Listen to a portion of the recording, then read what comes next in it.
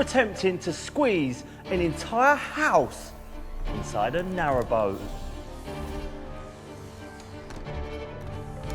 The average UK home is around 100 square metres, where our narrowboat's interior is a fraction of the size at 20.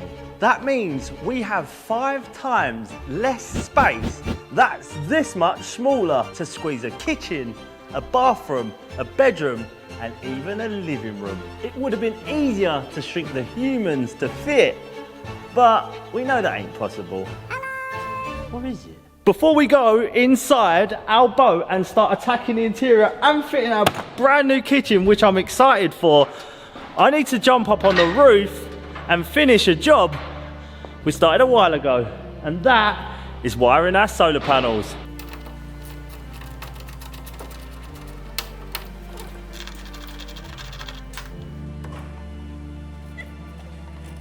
This is the cable I was looking for.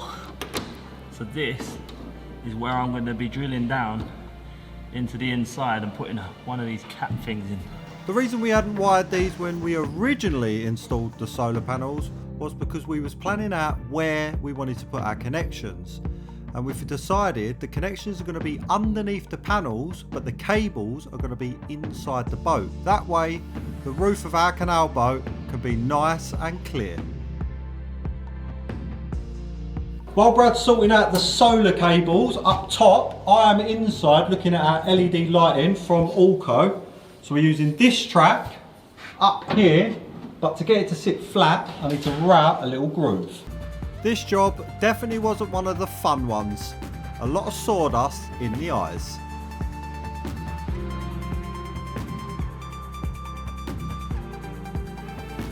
With these solar panels, because we have a pair, we're going to be wiring them in series. Don't panic, Brad hasn't just become educated. I had to tell him what to say. To protect the holes in our roof, we're going to be using this device. Don't know what it's called, but it will help water not get in the boat. Brad's installing these, so if it does leak, you know exactly who to blame. They're quite simple to use. You feed your 2 cables through and then you seal them onto the boat or the roof, and then we can run our cables. We're also marking all of our cables because it's going to get quite confusing if they haven't got labels. It's not just a case of having a positive and a negative, because we're running them in series. They actually go from negative to positive. So we make sure we mark those all up correctly, because once we cover them, we're not going to be able to trace them back. We're attaching all of our cables using all-round band. It's basically just a strip with loads of holes in it and you cut it off to length. That means our cable is fully secured and it shouldn't ever fall off of our ceiling. Once we've got it all run, we can crimp on our new ends, remembering that they're going to be the opposites on each panel. I've just drilled the holes for the horn. This cable needs to go back all the way back to the throttle lever right at the front, because that's where we're going to put the horn to make it much more usable. As well as the horn, we're also going to be putting the light on the controls for the engine. It made sense to us that you can access them when you're driving or cruising your boat. You don't want to have to go up into the boat to warn someone you're about to crash into them. With all the cables connected, we get those little devices sealed onto the roof using some silicone. That is the solar panels in. Well, the solar panels go that way and then across, and then the horn and the light all wired all back to that bit there. And now we are going to, Phil, what are we up to? Now it's time to start putting in our LED tracks. And because I made that little recess, all we need to do is screw them in. These LEDs here are for our bathroom. So all of the others are 900, which is the size of these big windows. But these smaller ones, we don't want to match them, that's too small. But we couldn't go up to 9 because we've got to remember we've got a shower head going in somewhere. So we've shrunk these down to 600. It's quite an exciting time on the boat because We're going to start building this and it's going to start looking like a room again, not a derelict building. Something that's been very odd about this boat is when we stripped it out, it actually shrunk in size. It looked physically smaller, but you'd think it'd be the opposite. So we're actually looking forward to getting the balls back on and making this boat feel the size that it actually is. And for the panels, we're using 5.5mm ply. Before we go putting any more of our ceiling boards in, we've realised it's going to be easier to wire in our new LED lighting now. So that's exactly what we're going to do. 2 are in, another 6 to do. And although we are wiring them now, that doesn't mean they cannot be replaced in the future. We've left enough slack above and a slot that the cables can be pulled through if they ever need replacing. But they shouldn't do because these things are brilliant. So once they're cut to size using a pair of snips, you slide them into the track that we installed, and that is all that needs to be done. They're finished. If you want to grab any of these, we'll put the link in the description, and it is Allco Lighting. While you're watching this episode, don't forget to hit the little bell in the corner because this boat will be getting wrapped up very soon and we're going to drop it back in the water. And subscribe to the channel. Or don't, it's entirely up to you. With the ceiling panels, we are getting them as good as we can, but they're not perfect. And we're not bothered about that because obviously this whole thing needs to be trimmed. So as you can see, there's some gaps here and there because the walls on this 35-year-old boat are not perfectly parallel. But rather than wasting time, we just did it as close as we could. That's never gonna fit. You're probably right. But it actually did. And we didn't even lie about that. That was the first time we cut it and it was a fit first time. Unusual for us, really. Where we are on the boat is up to our little skylight. So before we go over that, we're going to be building a tiny little frame for the sides of it. Rather than using the 5.5mm that we're using everywhere else, we've actually gone with 18mm for the frame. That's because 2 sides of it are hanging in the air, so we need a bit of strength. We've used some scrap, so it's got some cuts on the back of it, but that doesn't matter. You're never going to see it. And because I built it, it fit first time, so we knocked it into place, and then we fixed it into the battens that are right next to it. And now our little skylight is framed out, and it actually makes it look even better than it did before.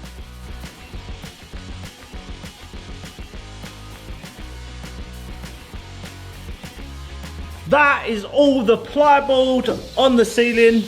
It don't look the best if I'm completely honest, but it won't until we install the trims. Let's take a look at all these little bits here. So you may remember a little while back, Ben from Van Secure powder coated the vents, but what you didn't see is he actually took all of these parts away, and conveniently, not only does Ben own Van Secure, he owns VSP Engineering, so they've made these custom signs. Last time I was here, the guys asked me to look at the tiller. When you were steering the boat, there was loads of play in it. It was really sloppy. So we've added bearing surfaces here and at the bottom. We've also made these 2 brass bearings to sit inside the boat and take all of that wear out. We show you as much as we can on camera, but sometimes there's discussions going on that you haven't seen, and this was one of them.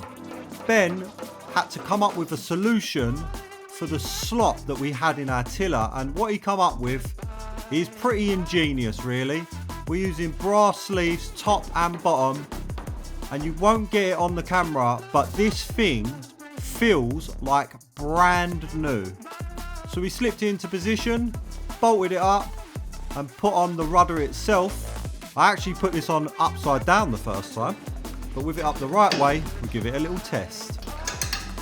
I can't get across on camera how smooth this thing is now working. We have got to change the hardware obviously. So the only movement we've got now is in the bend of the bar, but the actual tiller, it's lovely.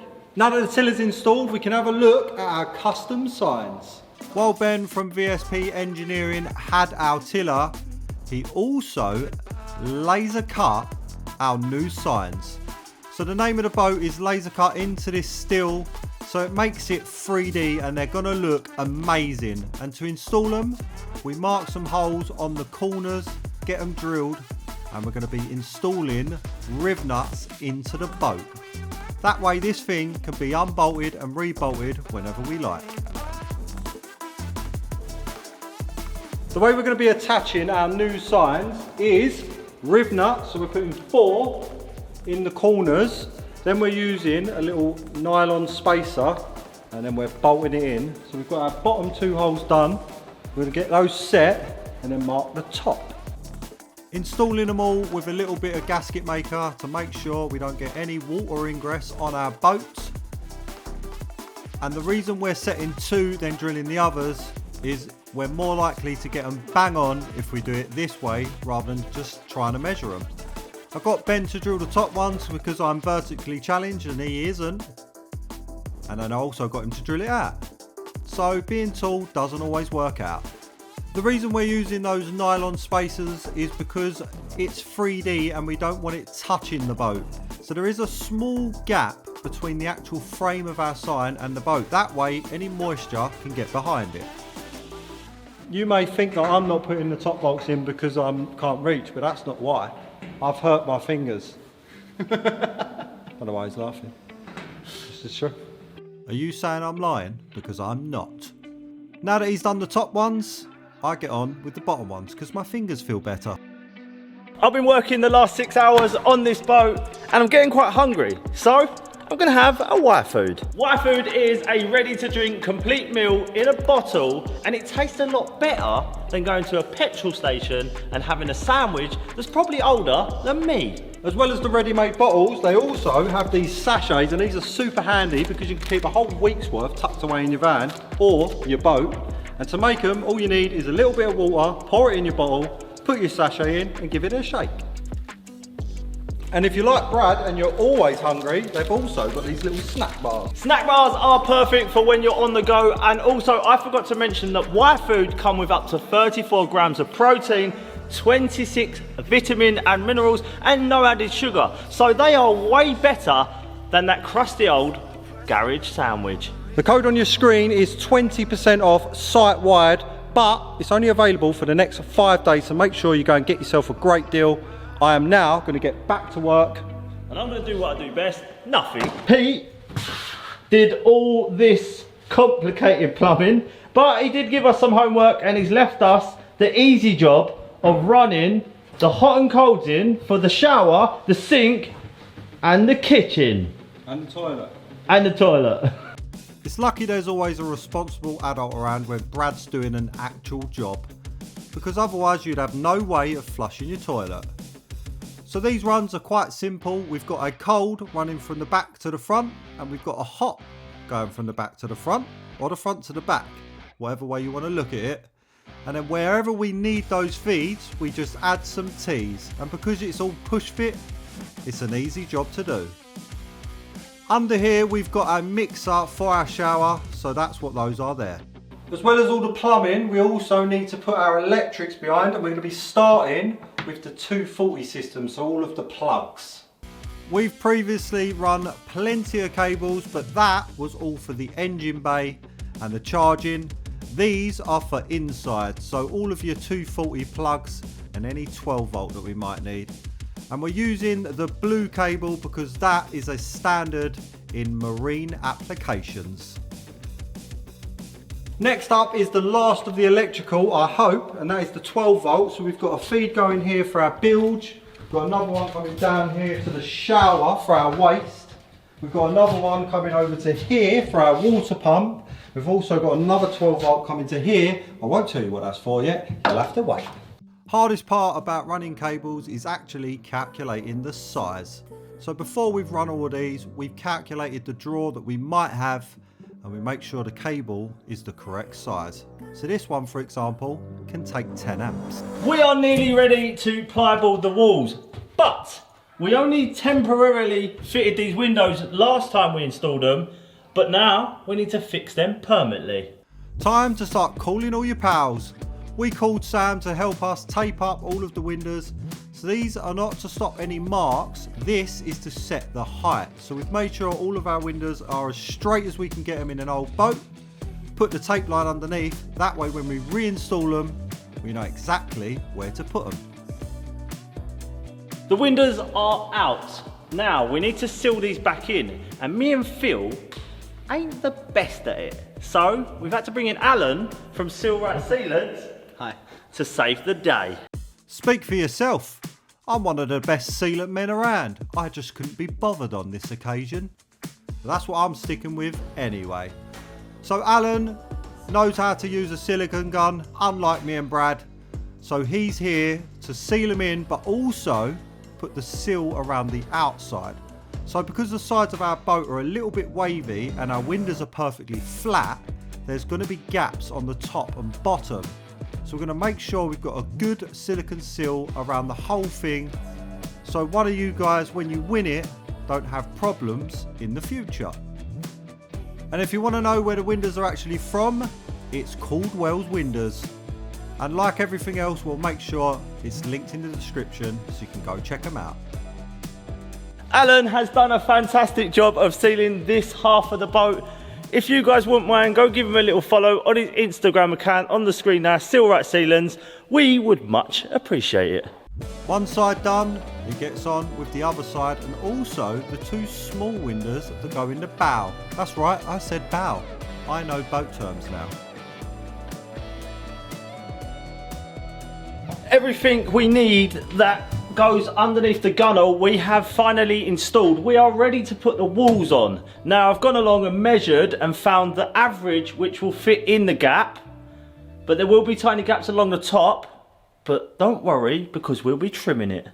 We was in two minds whether to go around scribing in every single joint because of the shape of the boat, but it just seemed like a bit of a waste of time because we're trimming it all and we need some gaps anyway for the expansion. And when it come to the windows, we held them up against it and used a pencil and then added on the thickness of the frames, making sure there was also a little bit of wiggle room around those. And to cut it, we just used the track saw and a multi-tool.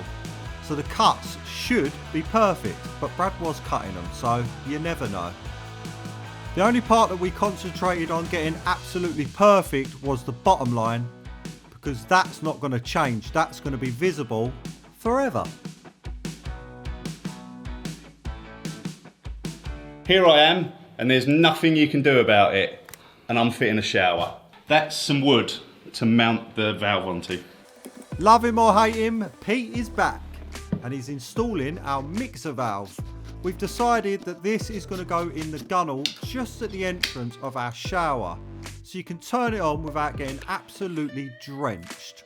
So we installed it on this little bit of boxing in that Pete actually made, so maybe we should change his name to Beer Chippy. So with it installed on the box, he gets the little bit of pipework installed first. It's going to be a lot easier that way, and then you can put it up into position in the gunnel, and then we're going to be attaching it to the battens we'd already installed. We have had to mount this sideways, but it is a boat, so you have to compromise. We think this is going to be one of the better positions to have the mixer valve in. Once that was installed, we could cut it out of the board that's going over the top and check that it all fits.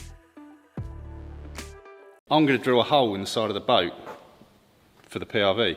Pete, you just reek of enthusiasm. I love it. Well, that's blunt. Brilliant. So we'll just leave that. Do it another day.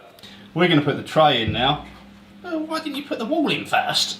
Well, whatever. We're going to put it in and see what happens. Pete couldn't wait to test fit our new shower tray, and the size we've gone with is an 800 by 1000. We've sized it all up and decided that this is going to work best for us. So we sit it in position and mark out for our waist, and then we have to shuffle a few of the blocks around to make sure that the trap can fit underneath. Now we've got to install the pump, and that's for the shower waste, because it needs to go up and out. So it's no good just going at gravity because it won't go anywhere. Science. So the tray itself uses a little bit of gravity to get down into this little compartment here, and then inside of this, once it fills, it activates a pump, and that is what allows us to pump the water up and above the water line. So we get that stuck into position, we use a little bit of a spacer to get it level, and then we install the pipe that's going to connect the trap to the pump. Then we can get our board or our floor reinstalled and double check that our tray definitely fits. We are broadcasting live from the boat. There is a raffle going on and tickets are £5 each. This boat will be going back in the water very soon, which means the competition is coming to an end. So make sure you go over to UK Carp Tech and grab your tickets. What on earth just happened there? I do apologise. Back to the boat. With the waste pipe that comes from the shower tray, we're actually clipping this because if it was to sag, water will get trapped in the pipe, so we get it clipped up with some of the all-round band. That way it should stay in position for the rest of its life, and of course we check to make sure that we've got a full, and we have quite a good one, I might say. That's the waste pipe fitted to the pump. Now we've got the outlet of the pump, which has got to go out the side of the boat, hasn't it? Unlike the pipe that comes from the shower tray, this one can be run anywhere because it's pumped, it's under pressure. We'll just test the waste now, pour some water down and hope that the pump kicks in. Okay.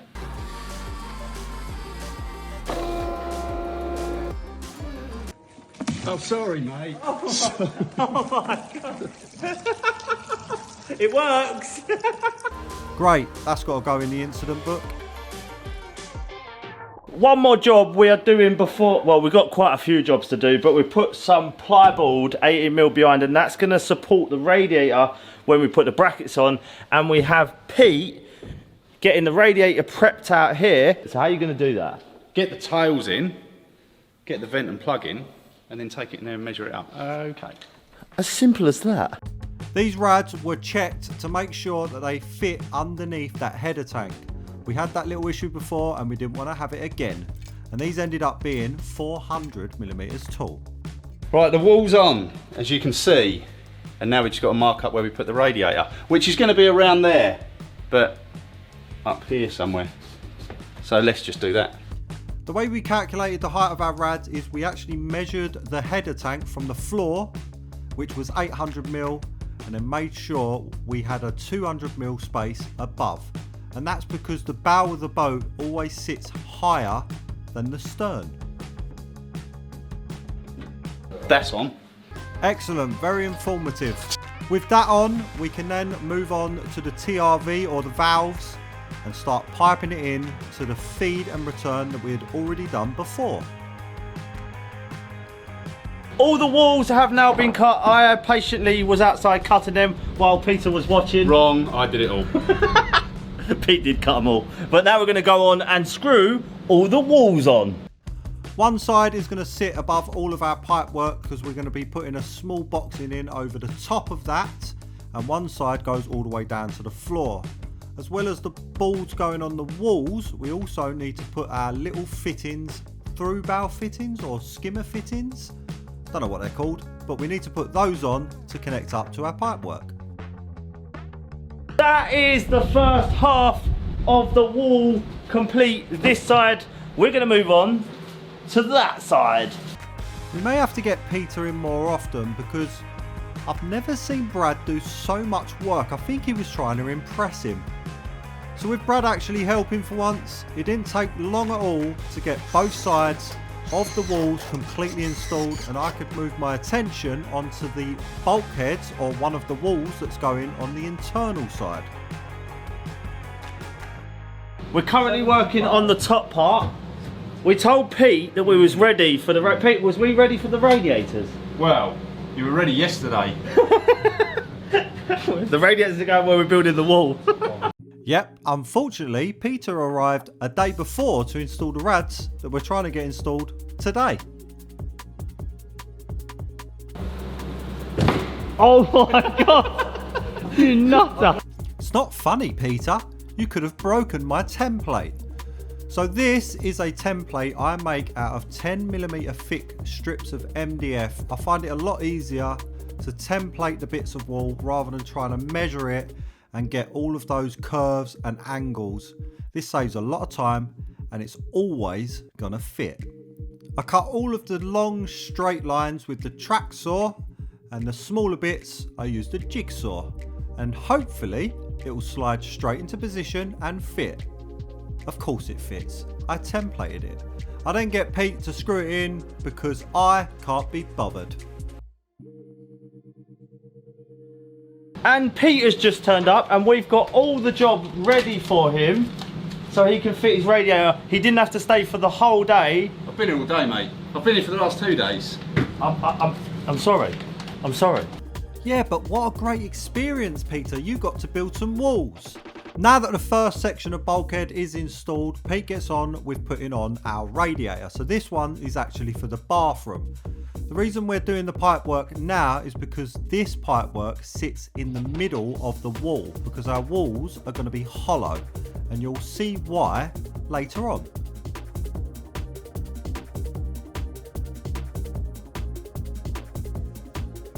That's as far as we can go for now with the plumbing, so we've sent Pete off.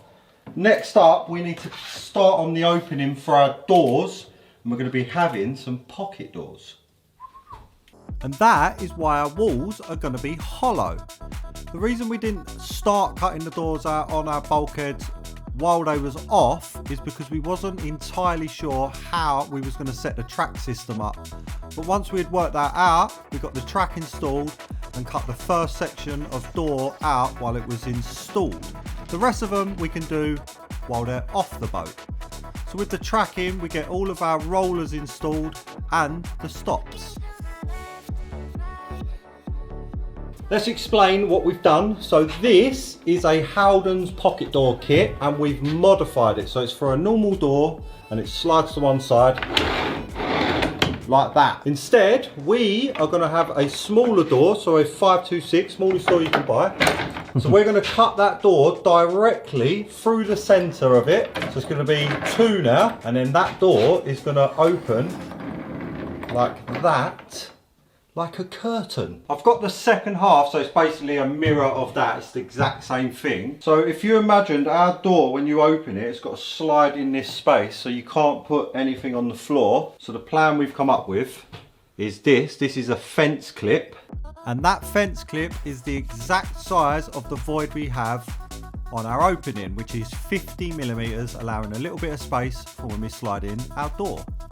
Before we template the second half of our bulkhead, we're going to get our kitchen units in because they have come fully built, which is great. But it means if we do build that, we won't be able to get them in. So we pause our work so we can load in the whole of our kitchen and sit it in the front or the back or the back or the front of our boat, making sure it doesn't get damaged while it's sat there. And that is it. The other side is templated.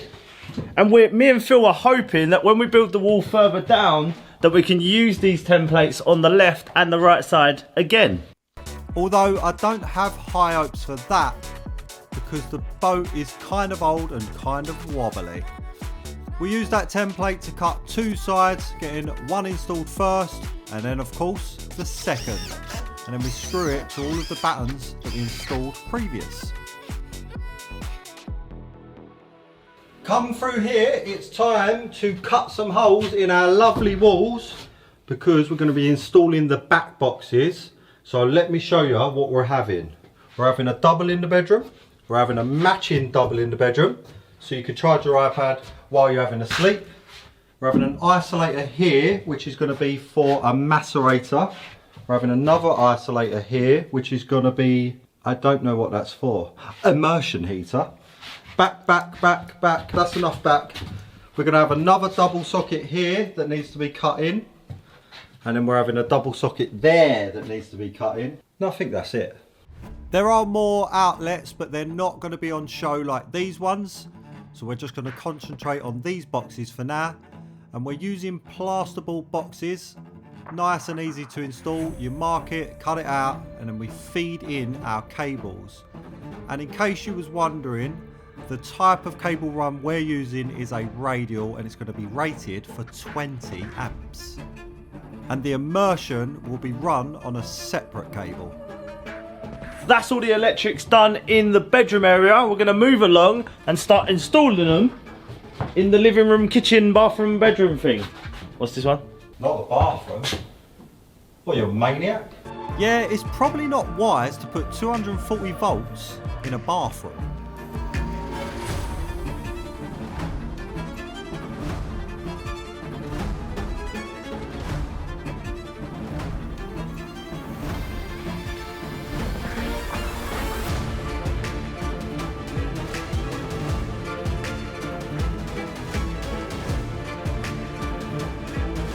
That's all we got time for in this video. Make sure you join us on the next one, because I've got a sneaky suspicion we might be wrapping this up for the final time. And you might even catch me using the shower. Just remember, you can buy a ticket for this boat. It's just £5. Link is in the description below. Tickets are selling fast. One of yous are going to be a lucky winner. Love you, bye.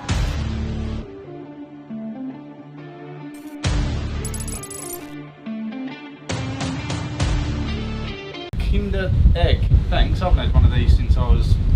Yeah, Wait, you don't know what's inside. That's the surprise. Yeah. Oh, Who does that? Show him what. He just ate the top off it. You are a maniac. Oh, a spinner. You got a spinner, Pete. Oh yeah, spinning top. Spin it. Yeah. Oh, it's actually quite good.